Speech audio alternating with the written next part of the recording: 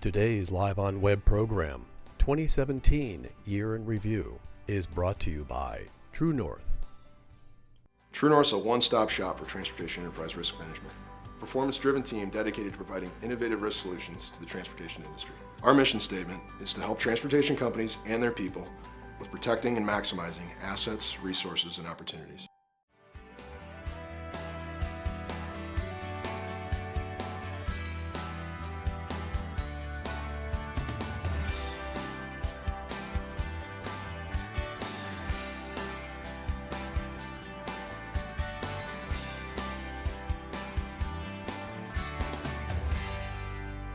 2017 was a year of excitement, evolution, anticipation, and change for the trucking industry. Hi, I'm Joe Howard, Executive Editor here at Transport Topics, your host for the Year in Review edition of Live on Web, our last for the year. I'm joined by TT staff reporters Ari Ash and Eugene Malero, who cover business and government for TT, and who have tremendous insight into the key stories that define the year that was for trucking. In a moment, we'll hear what each of them believes were the top 3 stories from their coverage beats. From there, we'll hear insights from American Trucking Association's Chief Economist Bob Costello and another one of TT's crack reporters, Roger Gilroy, in pre-recorded interviews that addressed everything from the strong freight market the industry enjoyed for most of the year to truck and trailer sales and also the emergence of new powertrain technologies, notably electric. Peppered in there are some discussion about driver turnover, electronic logging devices, and fuel prices, proving a lot has happened since January 1. We'll get through as much as we can. Before we begin, I want to thank True North for sponsoring today's show. With that, let's hear from Ari and Eugene on what they believe are the biggest stories on their beats this year. We'll do this alphabetically to keep things fair. So Ari, you're up first. Happy to have a name that starts with A. My 3 stories, all in different parts of the industry. My first one is IPOs. It's been a very busy year for the trucking industry. Related to IPOs, we have Schneider, really the big one, who went public on April 6th. They raised $550 million, not a small sum. A move that in some respects was a thought to be the Schneider family sort of cashing in after Don Schneider passed away. They certainly have not been as active in the company, but certainly they have a lot of things they can do with this money. They haven't done that much with it yet, but they can buy trucks. Certainly, as we're going to talk about the market next year, the more capacity you could get, the more you can capitalize on a good market. They did pay down some of their debt, which then goes into the idea of acquisition. So maybe they make some strategic acquisitions in 2018. They haven't done any this year, but by paying down the debt, they could do that. The one thing they did do is they continued their process of going from renting intermodal chassis to buying their own chassis, and the domestic interload market has been very, very, very robust with transloading, so they're trying to capitalize on that trend, make some money there. Their share price on day 1 was $19. It's now, as of about half an hour ago, hovering around $27. So, I do invest in the market. I would like that return on some of the stocks I've invested in. But Schneider, is really targeting J.B. Hunt, Knight Swift, which had a merger that was official September 7th. Same sort of deal. They're going after J.B. Hunt, which is a $6.5 billion revenue company every year. Schneider's at about $4 billion. And Knight Swift, when you combine them, is at about $5.5 billion. We also had Daseke. That was the other big one. Daseke, a little bit of a different one. Knight Swift's merger and Schneider, these are companies that make a whole lot of revenue, as I said. They make profits year in and year out. Daseke, more of a company that breaks even as far as some quarters they have profit, some quarters they're in the loss.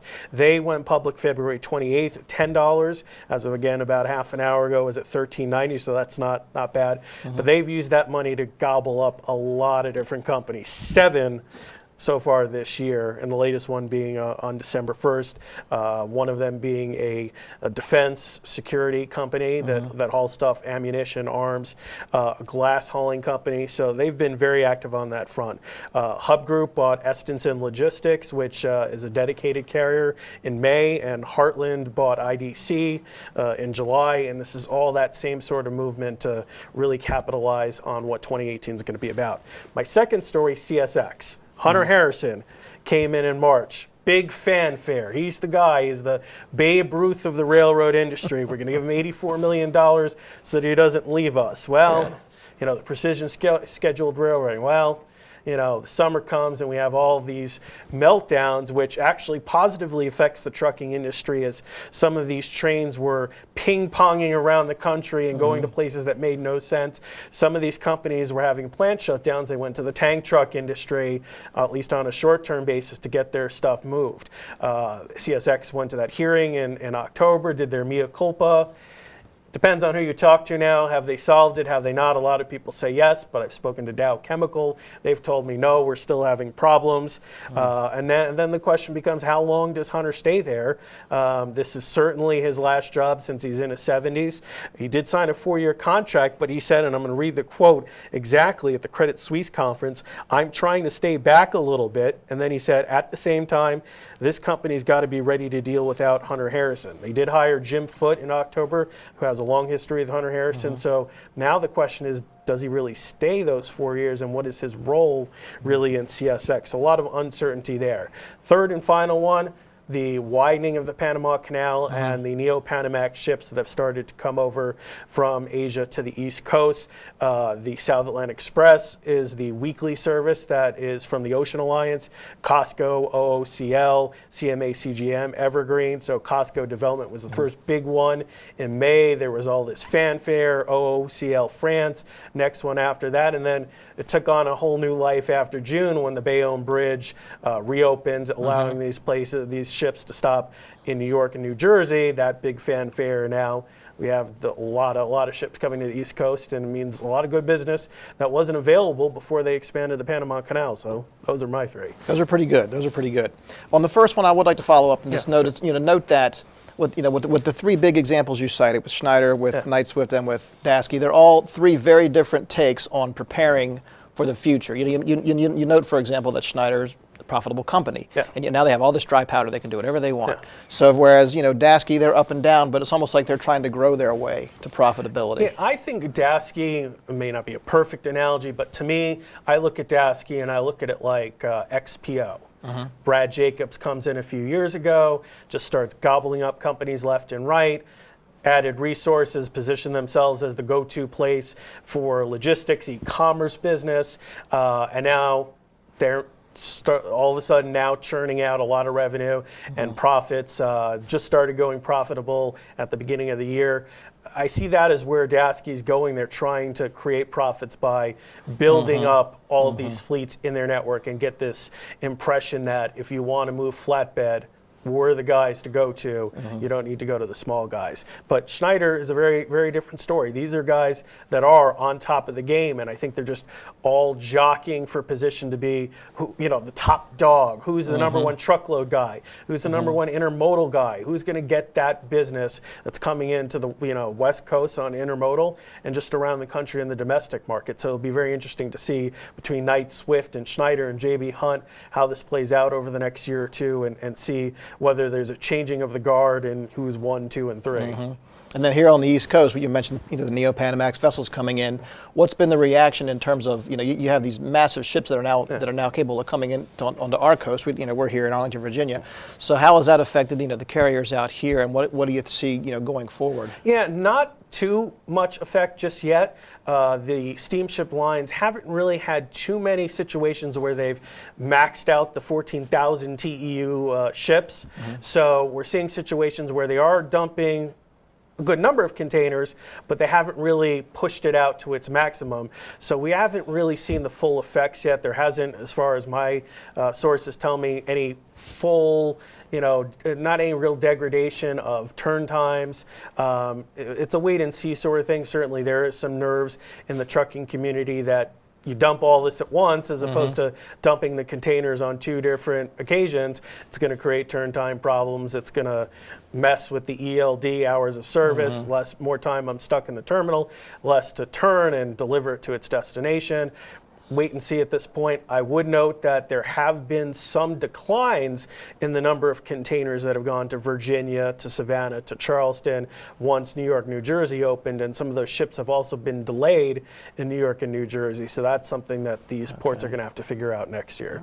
Those are 3 good ones, Ari. Thank you. All right, Eugene's turn. Let's talk about the government angle. all kinds of excitement and talk and hubbub, from Capitol Hill. In January, Secretary Chow and the president are expected to do a big rollout of this plan. When you go on Capitol Hill, the expectation that they were going to move on infrastructure this year was so great that the Transportation Committee in the House was actually ready to consider the legislation this fall. You had the Highway Subcommittee and the full committee leadership prepared to mark up a bill, and they're disappointed that that did not come into fruition. The second big issue from Congress on the legislative side is actually what could be President Trump's first major legislative victory, and that is the overhaul of the U.S. tax code. Of significance for a lot of companies is actually a proposal in both the House and Senate legislation that will lower the corporate tax rate from 35% currently to anywhere in the low 20s, perhaps 20%. The House and Senate are negotiating that tax bill as we speak. Actually, there's a kind of a big wrinkle right now for Republicans, and that is the election in Alabama that is sending a Democrat to the Senate in Doug Jones. Already the Democratic leadership in the Senate, led by Chuck Schumer, is calling on the Republican leadership in the Senate to delay the negotiations on a tax bill until Senator-elect Jones is sworn in, which would happen next month.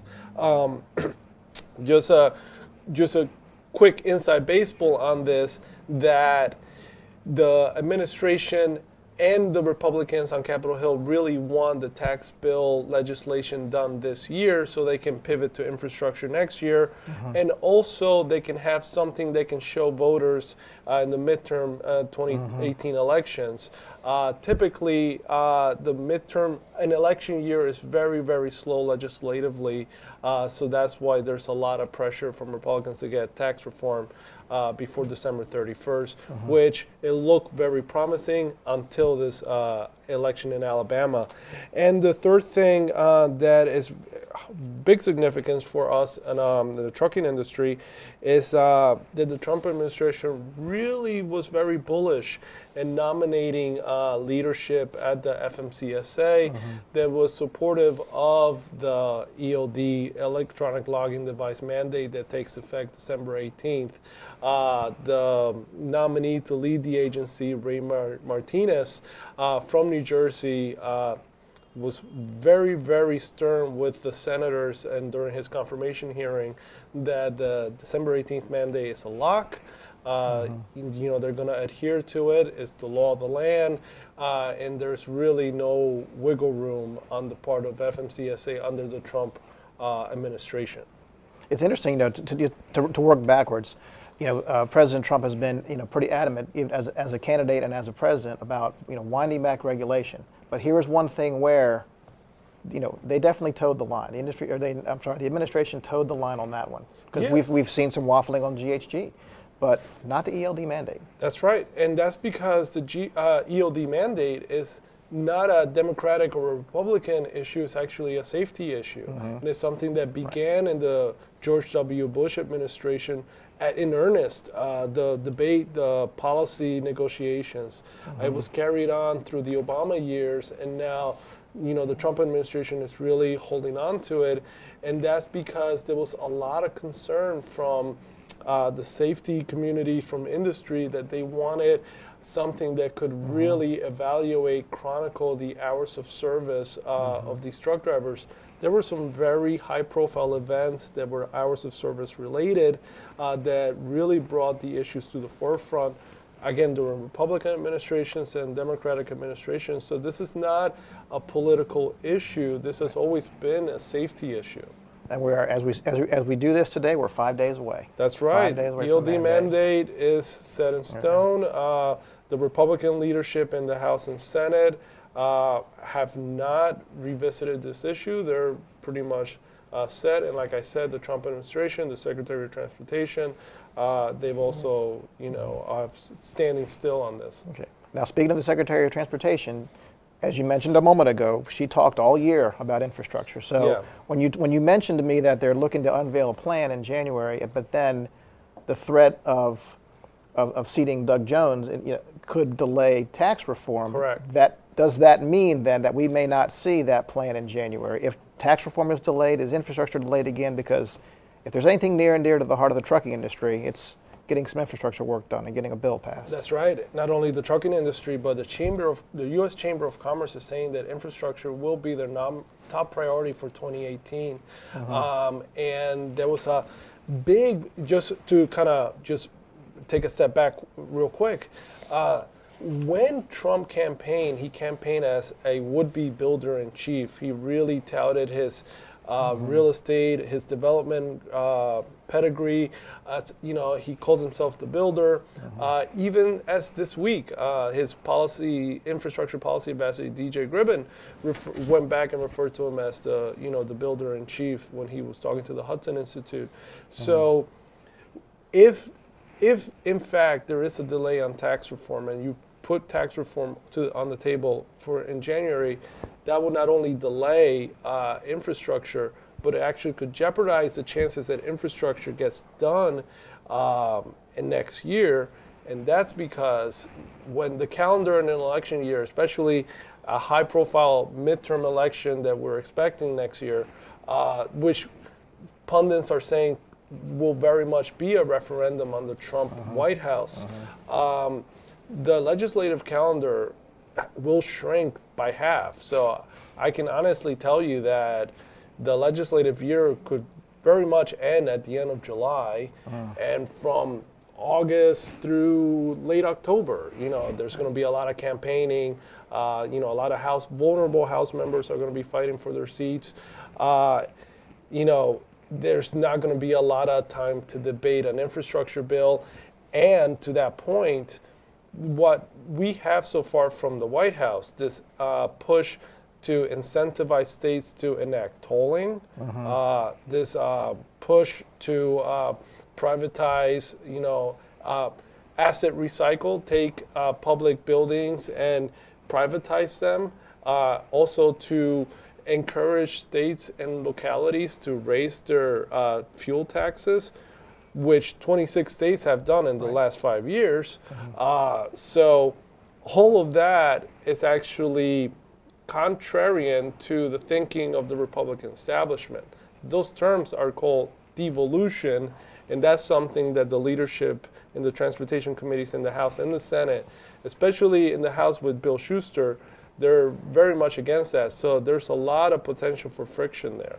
And you mentioned 26 states raising their fuel taxes. It's something that the federal government hasn't done in decades and probably won't. Since 1993, it was it caught my attention that the White House is saying that they're staying neutral on the issue, and the infrastructure policy advisor is saying that they're the first White House since the Clinton White House to not immediately rule out increasing the federal gas tax.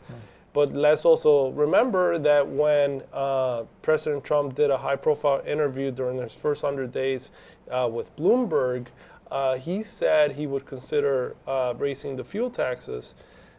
That same day, his spokesman, the White House spokesperson, walked back the president's comments. So they're not ready to go there, and there's not an expectation that they're not going to go there in January. And they may not need to if they can attract $800 million in private investment, which sounds like a tall order. 800 billion. I'm sorry, 800 billion, excuse me. Yeah. And but this 800 billion, this would be if the Trump administration is able to have projects that are going to have a pretty good return on investment to these investors. So if you have the banks, if you have Goldman Sachs and the hedge funds putting in capital for a toll project and wherever, these investors want a return. They want something of anywhere between a 9 to 13% return on investment. They're not going to put in their money. Also, sometimes what these investors do is not even put up their own money. What they do is that they take taxpayers' monies, and they manage that money for a fee. And that's another type of public-private partnership. So critics of this idea of bringing in the private sector, what they tell you is that in rural districts and rural states, there's not enough traffic volume to support the revenue necessary to give a return on investment to these investors. So the critics really say that this is not going to work. $800 billion of private investment is really not there. Right. And in the meantime, lots of freight is moving across the highways that are that are there. So there's nothing we'd like to see more than some infrastructure investment, however it may come, because the industry would like to see, of course, improvements to, it's a cliche now, our crumbling infrastructure. Yeah. But one of the things that we discussed with ATA Chief Economist Bob Costello was the year that was in 2017 in terms of freight movement and how busy the roads have been. So we'll take a quick listen to one segment with Bob about what he saw in terms of the freight market in 2017 and the issues that really shaped the year that was in freight transportation. We're here with Bob Costello, Chief Economist for American Trucking Associations, and we're going to hear from Bob about what he thinks of the year that was in terms of freight transportation and what we might expect in the year ahead.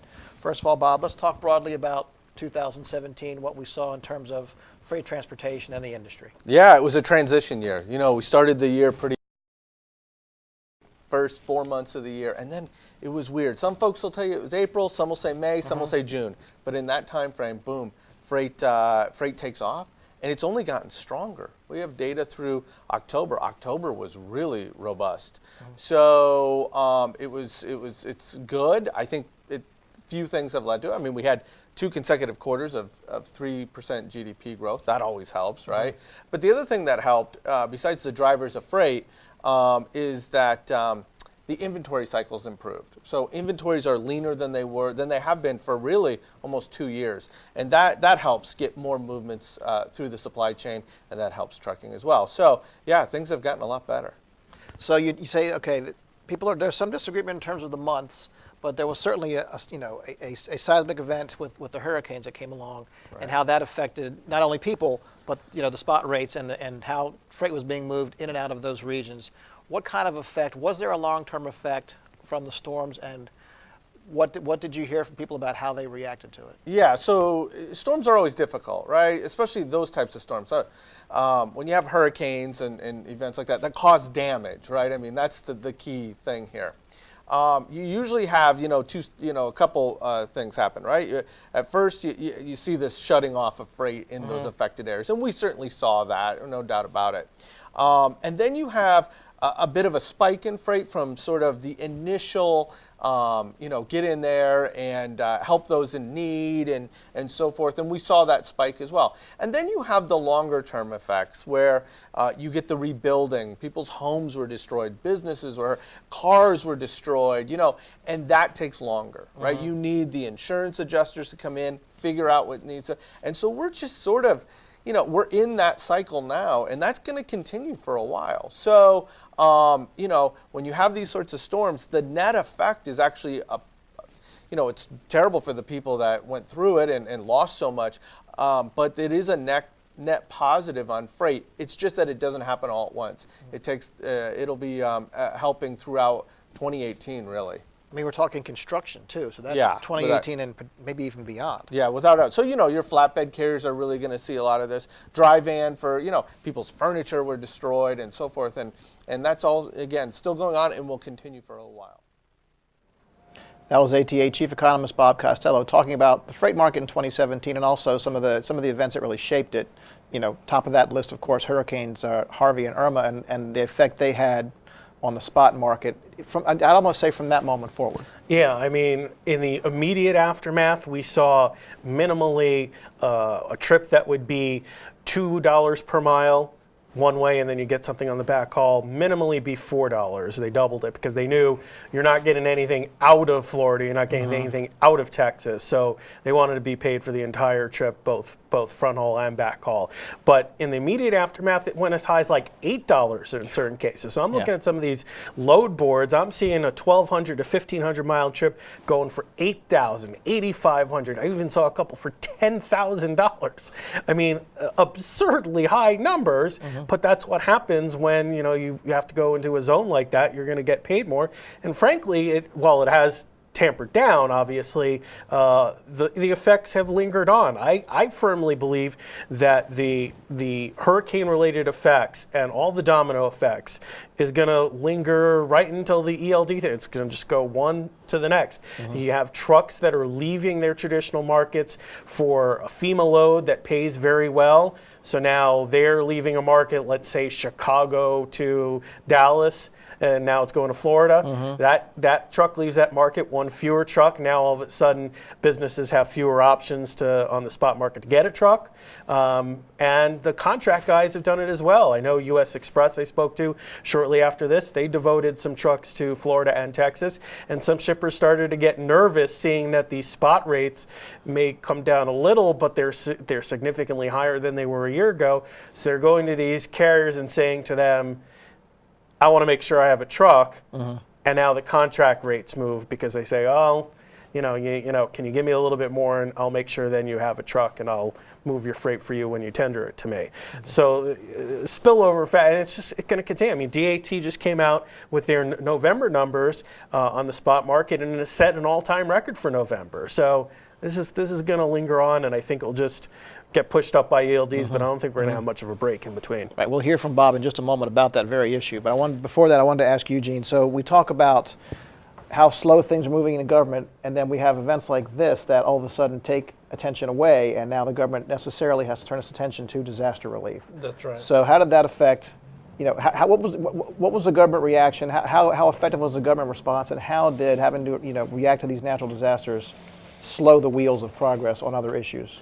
So when Harvey hit Houston and the Houston area, there was quick action on the part of US DOT with emergency relief coming from the Federal Highway Administration, primarily to help repair the freight corridors in that area. At the same time, the debate began on Capitol Hill to come up with emergency aid money. While this debate is going on, we see Hurricane Irma hit Florida and parts of the Caribbean. So now what the members of Congress did is combine this debate. The result of which was $36 billion in emergency aid, primarily so FEMA can begin the emergency efforts in Texas and in Florida and parts of the Caribbean. Then, if that wasn't enough, Hurricane Maria hit the U.S. Virgin Islands and Puerto Rico and parts of Florida. And that hurricane is the one that really took down the infrastructure in Puerto Rico. And the result was a big debate on Capitol Hill that really branched out of not only emergency aid, but there were policymakers were talking about the need to build climate resilient infrastructure. These are not only homes, but also office buildings that can withstand extreme weather events, is what they call it. And right now, the second batch of emergency aid is a consideration of about $44 billion, some of which, again, will go to Texas, Florida, Puerto Rico, and the U.S. Virgin Islands. However, the governor of Puerto Rico is calling for $94 billion just for Puerto Rico alone. The Texas governor and the congressional delegation is saying that that is insufficient for the repairs yet to be made in the Houston area. And Florida is also saying that it needs additional money for its ports business. And it is also worth mentioning that this is all related because Florida is asking money for infrastructure repairs. However, the relief effort for Puerto Rico and the U.S. Virgin Islands is actually coming from Jacksonville, where two firms, Crowley and Trailer Bridge, are really sending a lot of they're being contracted by FEMA, and they're sending a lot of the emergency aid supplies to the two islands. And a quick tiny caveat is that the tourism industries in Florida, Puerto Rico, and the U.S. Virgin Islands were hard hit by this.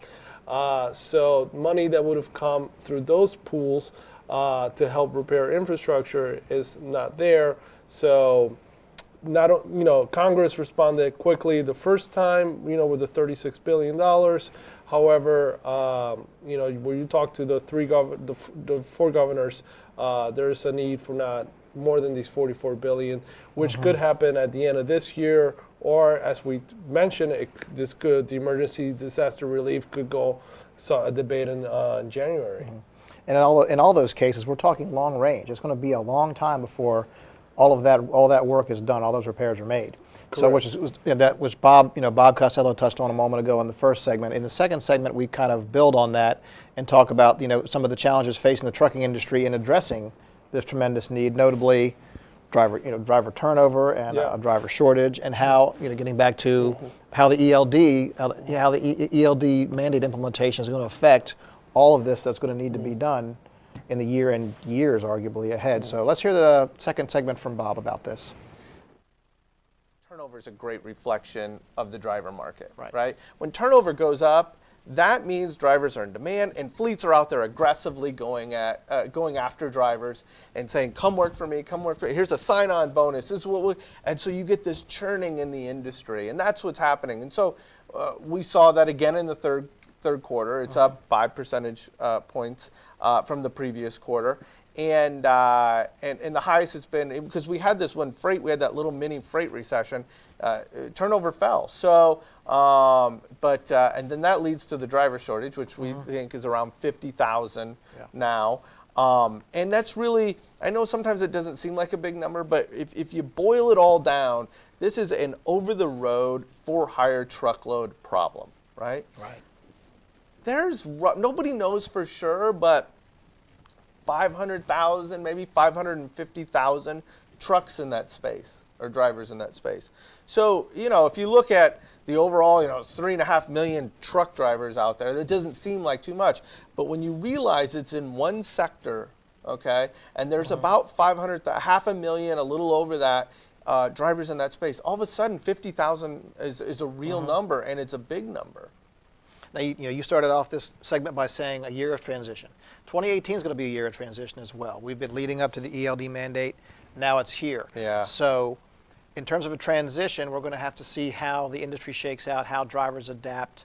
What are you hearing? What are your expectations in terms of how that's going to affect freight transportation and the industry? Yeah, well, we know one thing. We know that the fleets that have gone through this, it does not add to productivity, right? It reduces productivity. Now, what happens is the fleets that have generally done this, they're a little bit larger. They've got a little bit more economies of scale, economies of scope. They do different things. And so they see this initial drop in productivity, and then they start using this data to better match up drivers with loads, and they gain some of it back, but they never really ever get back to where they were, right? So it's still a net loss, but maybe not the initial drop. But I would argue that the fleets that are left to adopt, or most of them, they don't have this economies of scale and economies of scope. I always give the example, if you're a large truckload carrier and you got 5 loads you got a load out of Atlanta and you got 5 drivers in Atlanta, well, you can match up that load with the driver's hours best. If you're Costello Trucking and you got one you got one load in Atlanta and one truck, guess who's getting that? It doesn't matter how many hours that driver has. So I think it's going to be difficult for the group that is still left to convert to gain back some of those productivity losses. And it's just going to add to, so when you take sort of the demand is better, you got ELDs coming. By the way, we haven't mentioned, because of the driver shortage, my data shows fleets are cutting back on their tractor counts a little bit because they can't find the drivers. Yeah. So you add all that up, 2018 is going to be an interesting year. I think it's going to be, if not, certainly back to 2014, perhaps even more so.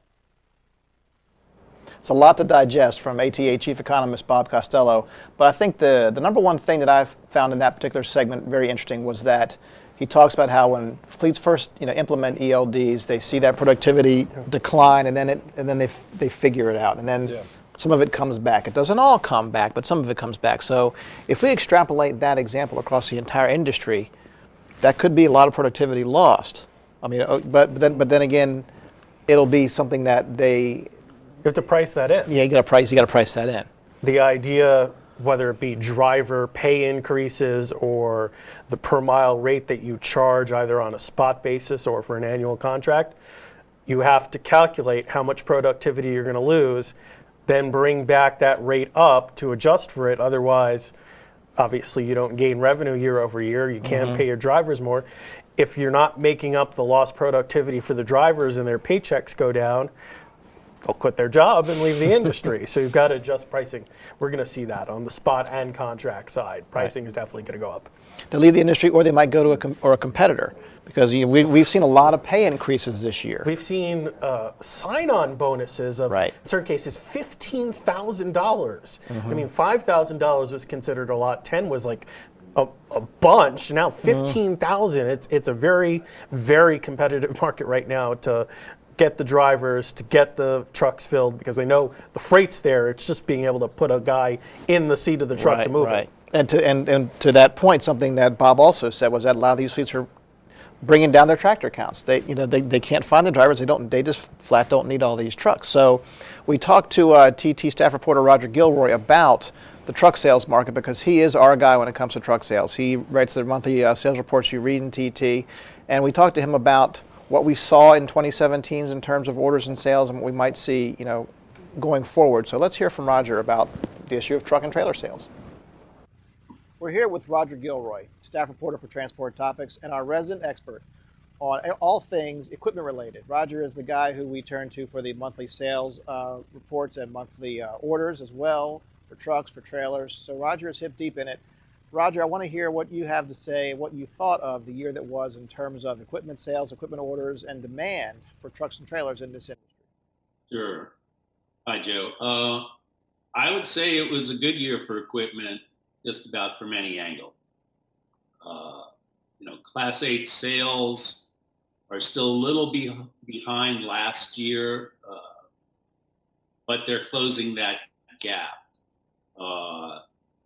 And largely, in the beginning of the year, it's kind of carried by small fleets, and they're still active. The vocational market contributed a lot to the sales, and now people are saying big fleets are getting in terms of orders, which have kicked off the traditional order season in a strong way in the 30,000 plus range for the last couple of months. So I think analysts feel things are progressing as they expected. They're calling for a little bit better year next year. That's sort of my 30,000 view on it. So one of the things I thought was interesting that came out of your reporting, I think it was for October sales, is that on some level, some of the demand has been driven by incentives, like they're sweetening the pot for fleets to come back into the market on some level. Exactly. One analyst claims that is helping drive sales also. His theory was, or is, that fleets may be trading in because of that incentive, and they see it as a good thing in addition because the trucks are more fuel efficient now than they were 3 years ago. So go ahead. Well, so that's just what he thought was sort of a sweetener. If you can get a better truck for less money now, and he said all of the truck makers were involved in this. I imagine that once one goes, so go the others. That's kind of one of those things that you're gonna, you're gonna follow what your competition does on some level in order to remain competitive. Yeah, and it's funny because a couple of truck makers did announce modest price increases this year. So that's kind of the environment. Yeah, and I think everybody recognizes that this is largely replacement driven. I mean, it's not a mad dash to add new trucks to, meet certain business conditions like that. How about the trailer market? What have we seen there? Well, I think trailer market has been good for so long that people are just wondering, how long can it keep being this good? Largely dry vans. There was some talk that reefers, which had been a powerhouse component of those orders, were tailing back somewhat. And then also, interestingly, vocational trailers, flatbeds and whatnot, have started to come on towards the end of this year. So that's, it's a really strong story that no one can really see the end of. Well, it's been a great year for sales. It's also been a lot of replacement activity. So, and the same thing's kind of true with trailers. Trailers have been very strong, but nobody thinks this is going to last forever. That maybe 2018 could be a correction year, especially based on what Bob was saying, if they're reducing tractor counts. A lot of replacement activity, and something else Roger had said was that one analyst had even said that, as is often the case, incentives are pushing a lot of this as well, that it's replacement activity, but it's also, man, that's a good deal, and those 40 trucks over there, they're getting long in the tooth. It might be time. So it's great that we've had a good year, but it might not last forever. And it's interesting that that's the route it's going, because a year ago at this time, the story was we're extending the life of our trucks. We're not trading in those trucks. We're not selling those trucks and buying new ones because, one, the market's not that great, and two, just general freight market's not that great, and two, the sales prices aren't good. Used truck prices aren't good, so we have to depreciate on our income statement the value of these trucks even more, so let's wait until the market gets a little bit better to sell them. Market's gotten a little bit better. Now they're selling them. They're getting them the new tractors. The only thing I sort of wonder is, are they sort of bridging the gap between, the next 3-year period where these tractors are used, and then see what the tractor market is 3 years from now? Because we have these companies out there like Tesla and Nikola and others trying to test different technologies. So I'm curious to see, not this cycle, but when these trucks they're buying now reach that end of their useful life, what's that next purchase? Right. And another part of it too could be that maybe this is sweetening the pot with the ELD mandate coming on, trying to keep drivers who otherwise might say, I'm not about this. I'm not going to use that thing. Well, what if I bought you a new truck? Maybe there could be some of that as well. Yeah, and not only that, but also the industry is really, there were several industry leaders testifying on Capitol Hill this month, and they were talking about how they're going to modernize the technologies in their fleets. So, in an effort to recruit and hopefully retain a younger generation of drivers. So that's the concern, as you guys have mentioned, with the older generation either retiring or maybe a few who will have trouble adjusting to the mandate, that if you really focus on that millennial who could be interested in joining the workforce, that's a way that you can short-term, hopefully long-term, resolve the driver shortage. Well, one thing I would say, just to be fair, and I realize it may not be the most popular opinion among trucking executives and people in the particular building we are right now, but when I talk to owner-operators, they tell me, we don't buy into this concept of a driver shortage. And really, it comes down to the economics. Like, if, in theory, you paid them enough, because per mile rates for a company driver versus a spot market rate, vastly different. If you could pay the drivers enough and get them home enough, you could, in theory, solve the driver shortage problem with the snap of a finger. But the problem is, you're never going to get that rate increase from the shipper to pay for all of those increases, which would be substantial increases. And if you don't get that increase from the shipper and you're absorbing all that cost, well, you're probably going to close your door fairly soon and not be hauling any freight because you're going to be declaring bankruptcy. And to your good point, we talked to Bob Costello about the growth in GDP, and that, well, hello, there's all this economic growth, what do you mean you can't you can't pay me? There's all this economic growth going on. So we talked to him about not only the GDP growth and how that's affecting trucking going forward, but also the importance of NAFTA and all these things that could, depending on how things go with NAFTA negotiations, that could set the stage to keep the trucking industry healthy, bring more money into the industry, because he makes the point that the importance of that cross-border traffic is vital to trucking and will bring money in that could pay drivers and improve the driver shortage. It all cooks up together into one big stew. So let's hear what Bob had to say about GDP growth and NAFTA.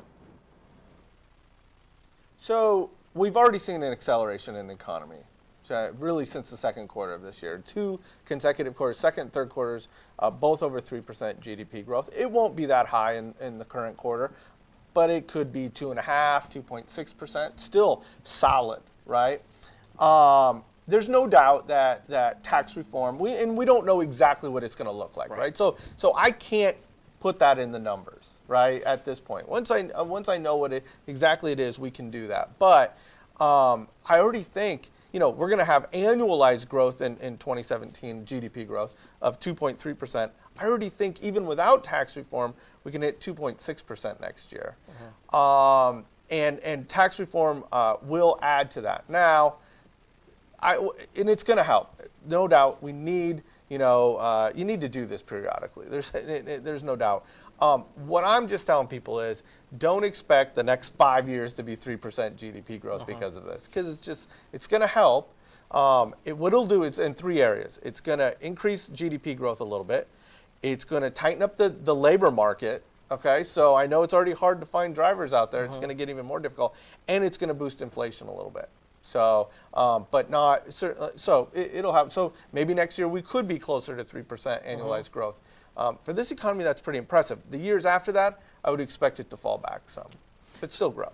So then, we've got that going on as well, but then there's also renegotiations with NAFTA. Yeah. So another big thing that's very important to trucking, and that, needless to say, and that could have long-term effects. So we don't know where that's going right now. It's very much in limbo. Do you feel that there's some trepidation there that may be holding the industry back? Maybe not, because everything seems to be going very well, but we don't quite know what's going to happen with this. Well, if we were to pull out of NAFTA, you could wipe out the gains we get from tax reform. I mean, there's no doubt.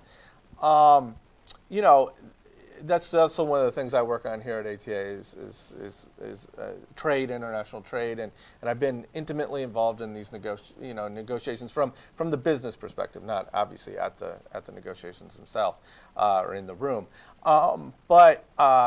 yeah, this NAFTA is huge for our industry. There's 50,000 people in the trucking industry whose jobs solely depend on NAFTA trade, right? Wow. It generates trade via truck across the northern and southern border, generates $6.5 billion in revenue annually for our industry, right? And you know what? If we pull out of NAFTA, that doesn't necessarily go away, but it changes things long term. That could hurt. Right? If some of this production were to go from Mexico, it's not going to come back to the U.S. Most of it is not. If it goes anywhere, it's going to go to Asia. Well, now you don't have that back and forth across the border that we currently have today. If it's in Asia, you could lose manufacturing in the U.S. because remember, we pulled out of the Trans-Pacific Partnership. Mexico did not. It's going forward. So you could have factories in the U.S. that look at Mexico now as a better alternative because now they can export to Asia cheaper.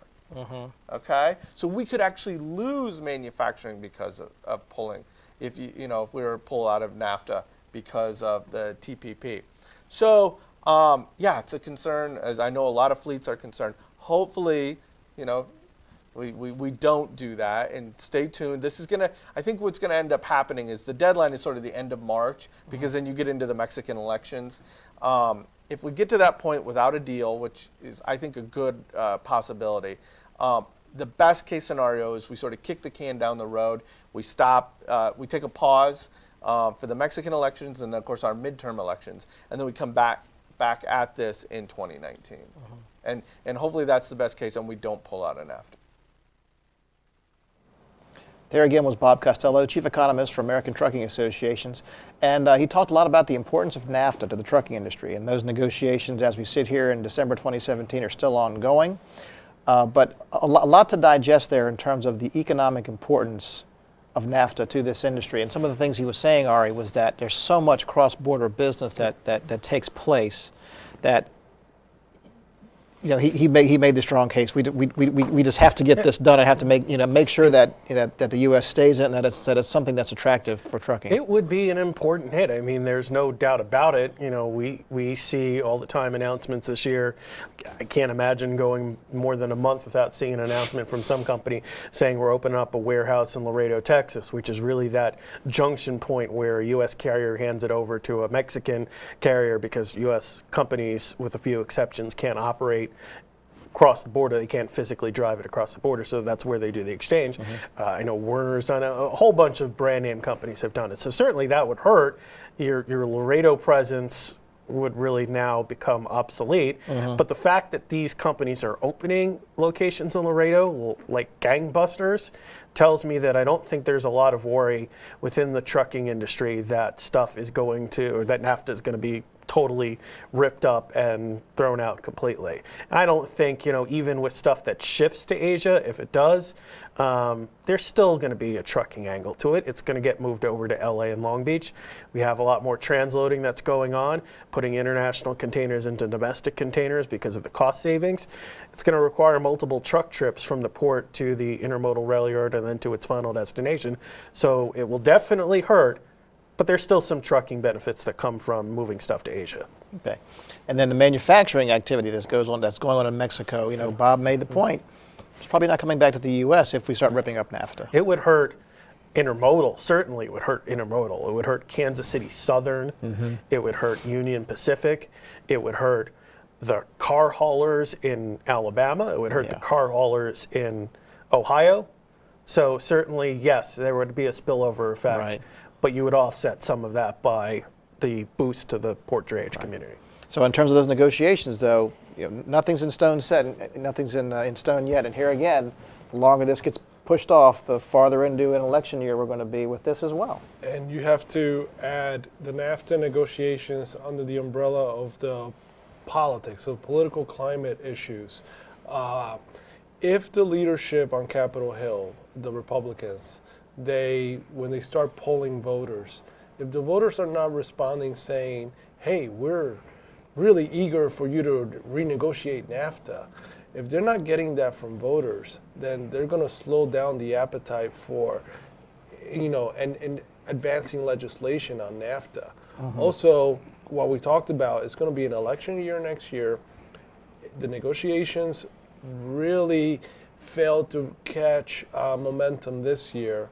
There's little optimism that they're going to stay, keep up any momentum next year. And if, in fact, there is some impact on whatever's happening with the Russia investigation, and you start seeing personnel at the White House resigning, leaving because they don't want to be affiliated with, if the environment becomes radioactive to work there, and that's a possibility, then you're going to see the White House go into crisis mode, not negotiating mode. So something like NAFTA is going to be put on hold finally. There's no real appetite from its partners, Canada and Mexico, to revisit this deal. And in Mexico in particular, when you look at Mexican media and the leadership there, they're still very offended about how Trump talked about Mexicans writ large. So there's a lot of pride in the mix on the part of Mexicans that they feel that they don't want to participate with a partner they feel has not been too respectful. So this is just a very political football right now. Right. A lot of uncertainty surrounding that. Yeah. So if there's one issue that the industry could maybe just take a breath on and say, at least this is okay, it's fuel prices. Fuel prices have remained pretty stable this year, and something that we spoke with Roger Gilroy about in terms of It's still a big cost for the industry, but in a moment where we have pretty stable fuel prices, we also have a wave of innovation in terms of powertrain technology, specifically electric. And we talked to Roger about how that could affect the industry going forward in 2018. We're talking with Roger Gilroy, staff reporter for Transport Topics.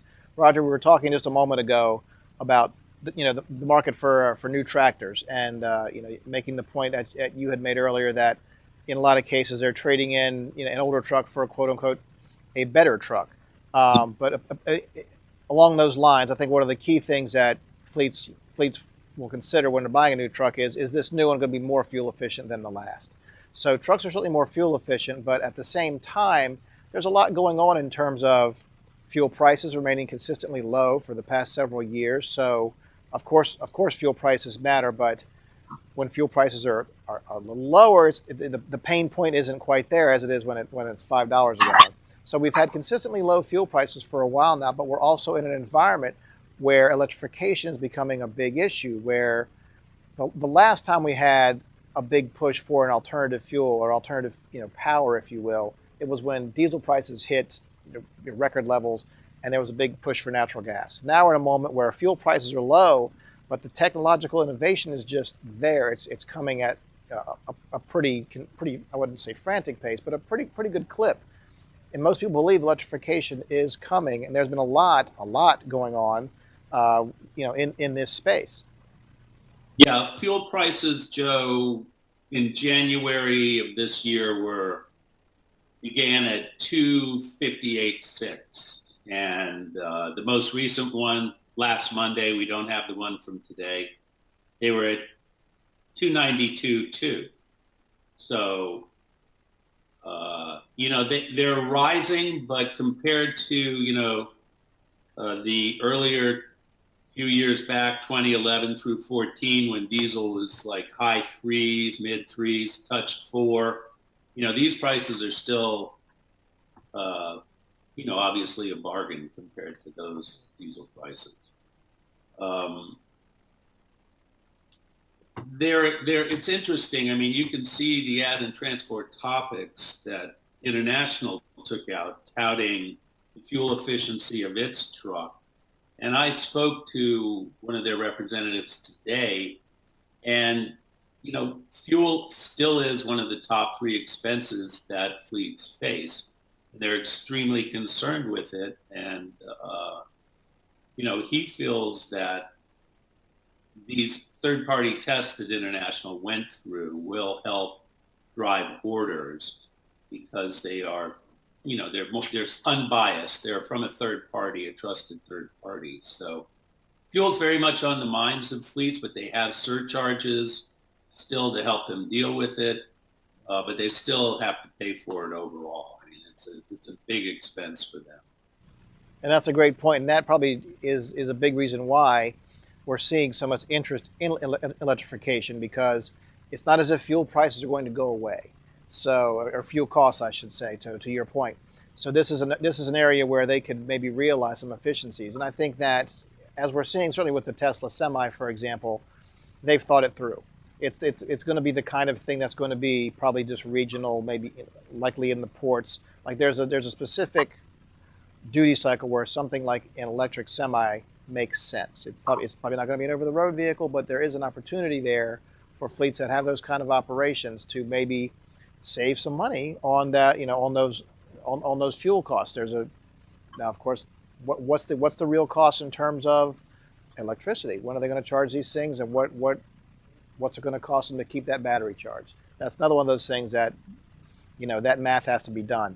But it is interesting that at a time when that was not even 40-cent raise you talked about in the course of a year. So diesel prices, it's still a big cost, but it's not one of those costs that's rising intensely, and yet there's this compelling new option coming online. Yeah, you're right. And it seems like every truck maker that we would call traditional, plus some new entries like you mentioned, Tesla, and if you go down a couple of classes, there are a couple of others coming online with kind of medium-duty electric vehicles.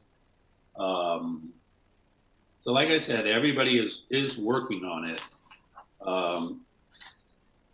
And I think California is kind of the test bed. Some of the funding for the development of these things flows out of California organizations to private companies to help them get going. There also seems to be, a cluster of smaller names that have, labored away in this field for a few years, developing, let's say, like an electric axle, and now, or a motor that might go in, an axle.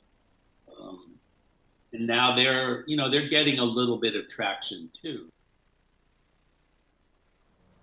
That was Transport Topics business reporter Roger Gilroy talking about fuel prices and electrification and all that's going on in terms of the market for trucks and for operating trucks in 2017, but also going forward.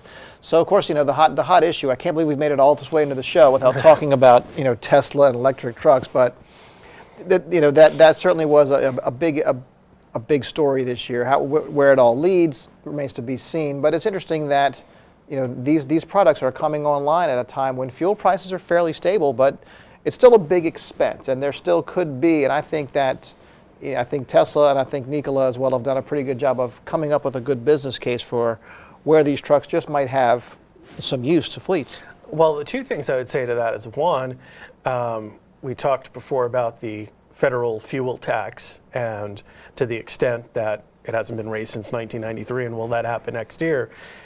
Well, at some point, raising the federal fuel tax is not going to have the same effect as maybe you want to because of fuel efficiency, because of electrification. You're not consuming as much gas with these trucks. Secondly, I think these surcharges are just so uncertain for fleets when these prices go wildly up and down. Fortunately, this year, since it's been stable, you tend to not have too many problems. But I know fleets tell me, when it goes rapidly up or goes rapidly down, rapidly up's worse, it's a problem for them because they're using yesterday's dollars to pay for today's fuel. And when yesterday's dollars aren't nearly enough to pay for today's fuel, that's when they start to run into problems. So to the extent that they can get out of that, recently we wrote the story about the surcharges in California related to their fuel hikes. So to the extent they can get out of these surcharges and get out of this uncertain world of how do we price for fuel by going to electrification or at least very fuel efficient vehicles, I think it takes out uncertainty in many, many cases. And as we discussed with Roger, it's just a fact. It's just a fact. The newer trucks are more efficient. So as they invest in their fleets and invest in these newer trucks, they're going to realize a gain, from the jump when that new one's in service. So it's there's that, but then there's also, if they bring in these electric trucks, what's the cost of electricity? Like it's not like the cost goes away. Sure. So yeah, you've got a more efficient truck if you buy a new diesel, and you've got a truck that isn't burning fuel if it's electric, but there's still a cost. So, but one of the things that in our last discussion with Bob Costello, one of the things we discussed is that one of the best things that government can do is invest in infrastructure for all of these trucks, and he talked about what he sees as the outlook for 2018. So our last segment of this show will be with Bob with a look ahead. Infrastructure spending is some of the best spending government can do, right? It adds to productivity. It's some of the best spending they can do. Now, the devil's in the details. How do you pay for that, right? And of course, we firmly believe for a long time a fuels tax is the best way, and we should go down that road. So it's great that they want to spend upwards of $1 trillion on all infrastructure, and generally that is, again, the best spending government can do. I guess I would want to see, how exactly are you getting the money? Public-private partnerships give me heartburn on some of this stuff, and so forth. So we'll have to see. But it's great that the discussion's there. Okay. And then looking ahead for 2018, what's your advice for fleets? Yeah, I think it's going to be a really interesting year. Outside of something crazy like we pull out of NAFTA, I don't know, North Korea, something external to the U.S. economy, or something that's not, that's self-inflicted. Outside of that, demand's going to be good, right? It may not be quite as strong by the second half of the year as it is right now, but it's going to be good.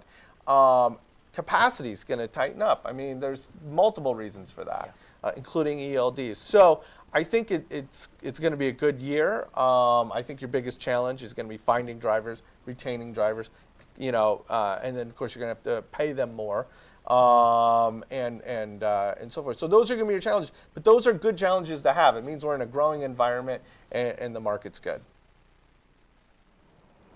Some great stuff there again from Bob Costello, Chief Economist of ATA.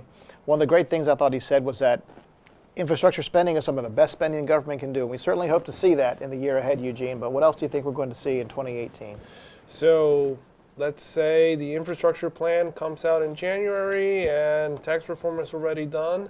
The other thing that I'm expecting to see is either or from the US DOT or Capitol Hill legislation or policy that would create the regulatory framework for autonomous trucks. This is something that many executives that you talk to say that this technology is 5 years out or 10 years out. Despite that, they agree that Congress is behind the issue, and members of Congress will tell you that they're behind the issue on autonomous trucks. They have autonomous car legislation that is most likely going to get enacted into law shortly. But the truck issue is something that industry leaders, ATA for instance, say it was a missed opportunity this year. The other thing is states, the industry, the federal regulators are going to be monitoring the impact of the ELD mandate, the implementation of ELDs beginning December 18th. The enforcement, putting trucks out of service begins April 1st, according to law enforcement. So that's going to be on the radar.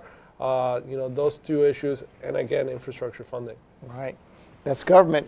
Ari, business. I would say a couple points on the contract front. So one, contract rates between asset-based truckload guys and shippers.